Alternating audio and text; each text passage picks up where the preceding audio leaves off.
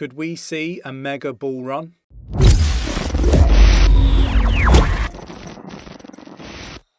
Hi, and welcome back to Cheeky Crypto. My name's Chris, and it's fantastic to have you back with us for another video. And in today's video, we're going to have a look at another clip from the interview we had with Charles Hoskinson, where Charles Hoskinson highlights, a potential catalyst for a mega bull run. If you enjoy this sort of content, mash up the like button, subscribe if you haven't subscribed already, tap in that bell, selecting all the notifications so you never miss a video. And don't forget to jump in our Discord. It's absolutely free of charge to join. Link is in the description of this video. Over 4,500 people talking about crypto 24/7. Definitely worth going and viewing that. Right, let's get down to the desktop. So the media has picked up on a few things that were said in the Cardano interview that we had with Charles Hoskinson. And basically one of the pieces that has been picked up on was the fact that Charles kind of highlighted what he believes could be a catalyst for a mega bull run. And, I completely agree with him. So what we're going to do now is we're going to go and have a look at what Charles actually said. And then I'll wrap up the video with my thoughts and opinions. And Cardano tends to get the wrong end of the stick, right? You get lots of things from Ghost Chain and the other kind of joke that they say, which is Cardaleno. Cardaleno, yeah. Right. And Ghost Chain, Cardaleno, shitcoin. I mean, it makes very little sense. Like logically thinking, you want to take the time to make sure that you actually deliver something that works right out of the box.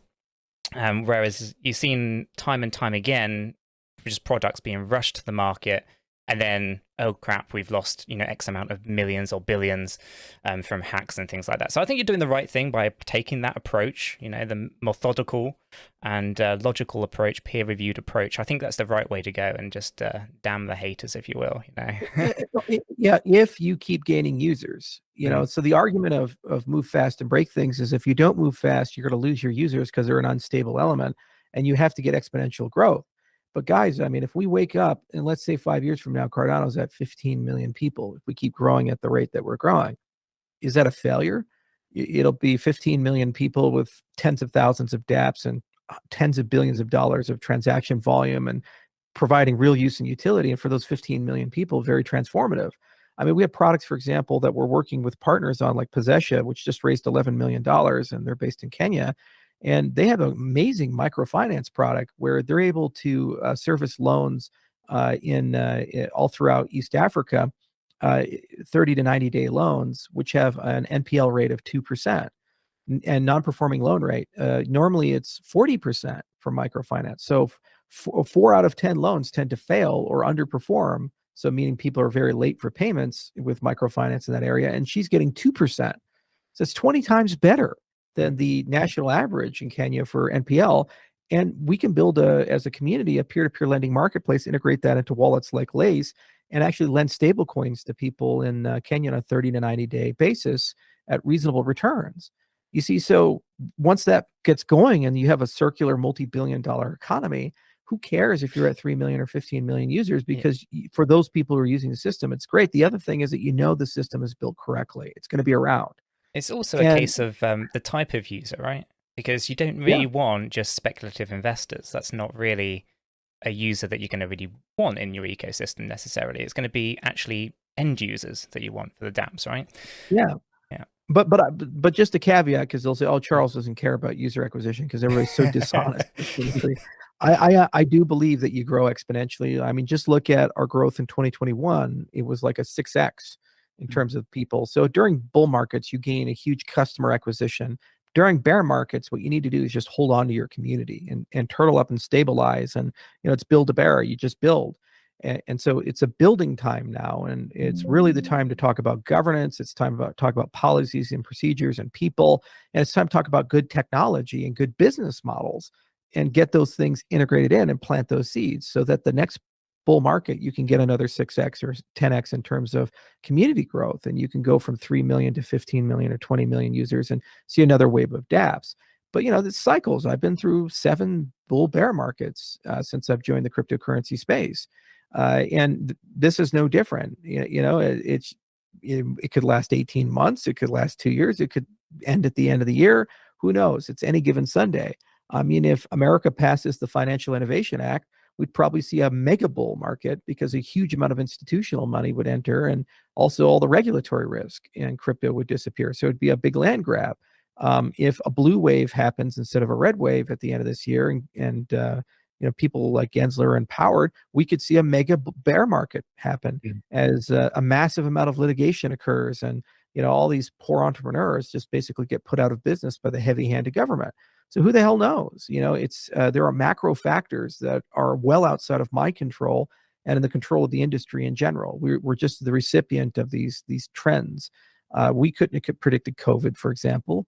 We couldn't have predicted which way elections would go and where regulation would go in this respect. The collapse of Luna was a black swan event. Now, a lot of us in the industry have been around for a while. We were screaming, this is a Ponzi. Same for Celsius. The problem is that, people like the returns. And when those returns are there, it's like, those are the smartest guys in the world, and let's get tattoos and have some fun, like certain people. But when, it falls apart, everybody goes into a finger pointing. And so, we saw $600 billion of value contract as a result of one event, the collapse of Luna. So it's just, it's one of the things where you just don't pay attention to it, and you focus on fundamentals, and you say, look, at the end of the day, we need to build a decentralized brain. That's where peer review comes in, because you get universities all around the world every year, graduate students, professors, and postdocs innovating. And it's culturally neutral, linguistically neutral. There's people in Japan, people in Africa, people in Europe, people in the United States, and they're all writing papers, and make sure that whatever they write, it's practical and you can integrate it, so that 20 years from now, you still have innovation going on, because there's always going to be universities. There's always going to be that environment. You have to build decentralized governance, so all the people you have produce, not just consume. They don't sit passively on Twitter saying when moon. They're picking up a shovel and they're doing stuff. So then you have the largest army in the world to upgrade and enhance your ecosystem. That's what made Bitcoin great, and it worked very well. And then you have to have good bets on your technology projection. So you look at your consensus algorithm, you say, do you see a path to convert this technology to scale to a system with 1 billion users and still be decentralized and have predictable cost? Do you see a path for your programming model to interact with dozens or thousands of blockchains and layer 2 solutions and billions of transactions occurring on a daily basis? Do you see a path of how these things happen? UTXO is maximally parallelizable, and you can reuse things a lot, and it's built for sharding at its core, and it makes it very easy to install layer 2s. And we have tons of proof points like the Hydra project and what we're doing with reference scripts and these types of things. So yeah, we see the paths there. And people tend to complain, well, that might take years. It's going to take 3 to 5 years for Vitalik to finish the F2 vision. And this is after 7 years just to get to proof of stake. No matter who you are, how big you are, how much money you have, given the scale and nature of these things, it takes time to get there. But if you can see the path, you have the community, you have the brain, and you don't lose users as you're walking along, you will get there at the end of the rainbow, and you'll be able to provide high utility for everybody.